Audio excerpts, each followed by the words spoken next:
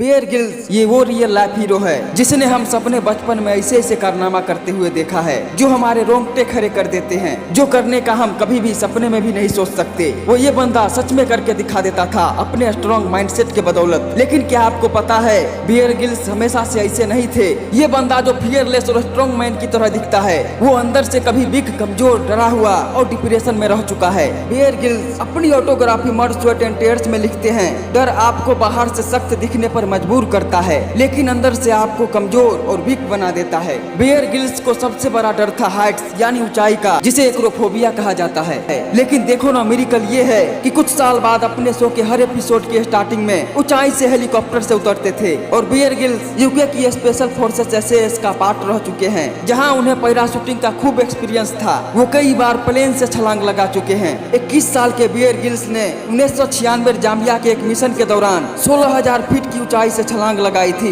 लेकिन इस बार उनका पैराशूट नहीं खुला। जैसे ही वो आसमान में कूदे, सही टाइम देख के उन्होंने पैराशूट को खोल दिया था, लेकिन फिर भी वो तेजी से नीचे गिरते जा रहे थे। जब उन्होंने ऊपर की ओर देखा तो उन्हें पता चला पैराशूट पूरी तरह नहीं खुला है। वो हड़बड़ी में पैराशूट के कार्ड्स खींचने लगे कि किसी तरह पैराशूट पूरी तरह खुल जाए। ये सब करते करते वो पैरों से टकराते हुए जमीन पे आ गिरे और एक झटके में अंधेरा छा गया। वो जमीन पर अपनी पीठ के बल गिरे थे और गिरते ही उन्हें भयानक दर्द महसूस हुआ। और बुरा तो ये हुआ कि इतनी ऊंचाई से गिरने के बाद भी वो होश में थे। वो हिलडुल भी नहीं पा रहे थे, बस वहीं लेटे लेटे जोर जोर से रो रहे थे। वो इस उम्मीद में थे कि उनके साथी उन्हें बचाने आते ही होंगे। दर्द इतना ज्यादा खतरनाक था कि उन्हें सहन नहीं हो रहा था। वो कहते हैं इस दर्द को झेलने से अच्छा तो मौत थी, लेकिन मौत भी नहीं मिल रही थी। वो कई देर तक वही दर्द में गिरा रहे थे। जैसे ही उनके साथी उन्हें फौरन अफ्रीका के एक हॉस्पिटल में लेकर गए, उन्हें याद है कि डॉक्टर ने उनकी पीठ पर इंजेक्शन लगाया और धीरे धीरे उनका दर्द कम होने लगा। वो सोचने लगे कि वो ठीक हो रहे हैं। वो उठने की कोशिश करने लगे,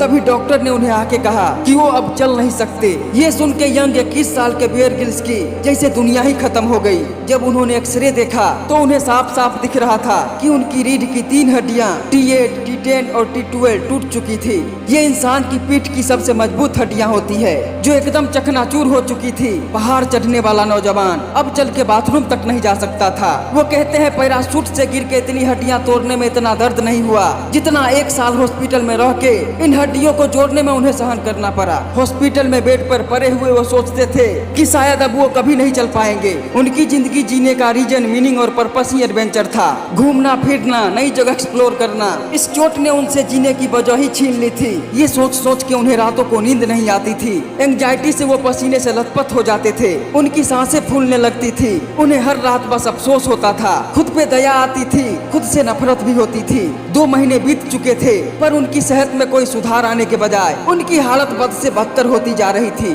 दर्द बढ़ता जा रहा था और शरीर अकड़ता जा रहा था। अपने हाल को देख के वो और निगेटिव होते गए। उन्हें कुछ भी अच्छा नहीं लग रहा था। बात बात पे गुस्सा और रोना आता था। धीरे धीरे वो डिप्रेशन में और गहरे फिसलने लगे। जो लोग उन्हें जानते हैं उन्हें लगता था कि बेयर ग्रिल्स तो बहुत पॉजिटिव बंदा है, वो मेंटली बहुत टफ है, वो बहुत हिम्मत और पॉजिटिविटी के साथ इस परेशानी का सामना कर ही लेगा। लेकिन ऐसा नहीं था। वो 21 साल के थे और बहुत डरे हुए थे। उन्हें समझ नहीं आ रहा था कि आगे की जिंदगी कैसे बीतेगी, वो क्या करेंगे। उनके सारे सपने खुद खत्म होते हुए उन्हें दिखाई दे रहे थे। आधी रात को अपने बेड पे लेटे लेटे उनकी नजर दूर रखे एक फोटो फ्रेम पे पड़ी। वो फोटो थी माउंट एवरेस्ट की। बचपन से बेयर ग्रिल्स और उनके फादर का ये सपना था कि वो एक दिन माउंट एवरेस्ट की चढ़ाई चढ़ेंगे। उस फोटो फ्रेम पे धूल चढ़ी देख उन्हें ऐसा लगने लगा जैसे उनके सपनों पर भी धूल चढ़ गई है, जो उनसे बर्दाश्त नहीं हो रहा था। उस रात कोई उनके साथ नहीं था। वो अकेले थे। वो हिम्मत करके खड़े होते हैं और बैसाखियों के सहारे उस फोटो फ्रेम तक जाते हैं और धूल साफ करते हैं और बस यही सोचते सोचते सो जाते हैं कि कैसे वो अपने आप को जीने की हिम्मत दे सकते हैं। उनके सबकॉन्शियस माइंड में ये बात बहुत गहराई से जम गई। इस बात ने उन्हें हौसला दिया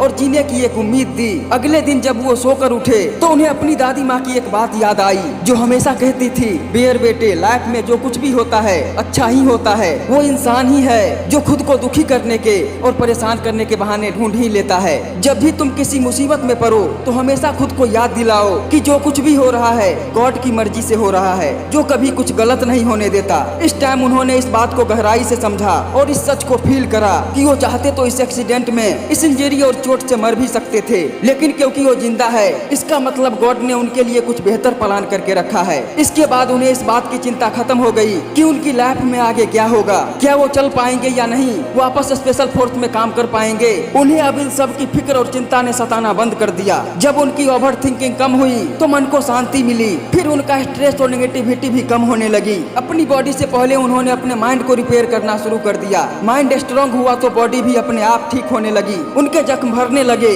हड्डियों के जुड़ने की स्पीड तेज हो गई। उन्हें अपने सबसे करीबी दोस्त एड मिन्स की एक बात याद आई, जिन्होंने एक बार बेयर गिल्स से कहा था, अक्सर भगवान की बुलाहट में जन्म मृत्यु और फिर पुनर्जन्म होता है, और इस इंजरी में तुम्हारा पुनर्जन्म हुआ है। अब मैं ऐसा ही हूँ जैसा एक नया बच्चा होता है, किसी चीज की कोई चिंता नहीं, ना ही अपने पास्ट की ना ही फ्यूचर की, बस ग्रेटफुल हूँ तो अपने प्रेजेंट के लिए। बेयर गिल्स कहते हैं, जिंदगी अक्सर हमें दूसरा मौका नहीं देती, लेकिन अगर ऐसा होता है तो बहुत ज्यादा ग्रेटफुल रहें। वो ग्रेटफुल थे अपनी लाइफ के लिए, अपनी टूटी हुई कमर के लिए, अपने सपनों के लिए। उन्होंने जाके उस माउंट एवरेस्ट की पिक्चर को हाथ में लिया और जोर से बोले, जैसे ही मैं ठीक हो जाऊंगा मैं माउंट एवरेस्ट की उस चोटी को छू के आऊंगा। उन्हें इस डिप्रेशन से किसी एक चीज ने सबसे ज्यादा मदद करी तो वो था उनका लक्ष्य, उनका एम और गोल। उनके पास अब तक जीने का कोई रीजन नहीं था, लेकिन उस हालत में जब वो चल नहीं पाते, उन्होंने खुद से ये वादा कर दिया कि वो माउंट एवरेस्ट चढ़ेंगे। जब वो अपने आसपास के लोगों से कहते कि वो ठीक होकर माउंट एवरेस्ट चढ़ना चाहते हैं तो लोग उनकी बातों को इग्नोर कर देते थे,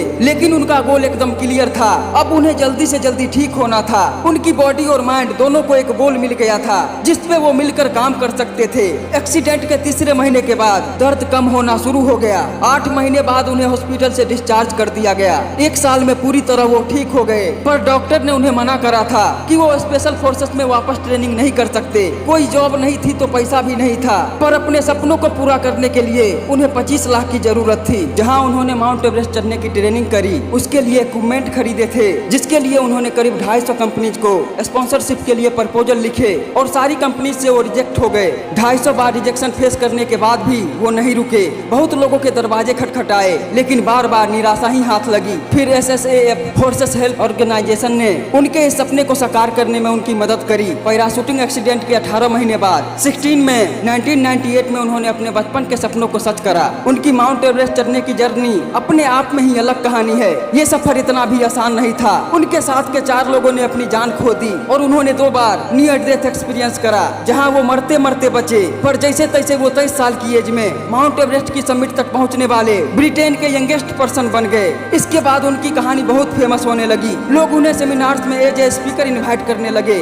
उनके ऊपर कई डॉक्यूमेंट्रीज बनी और फाइनली डिस्कवरी से उन्हें वो अपॉर्चुनिटी मिली जिसने उन्हें एक वर्ल्ड वाइड फेम दिया, जिसके बाद सब उन्हें मैन वर्सेस वर्ल्ड से जानने लगे। और शायद आप भी उन्हीं में से एक हो।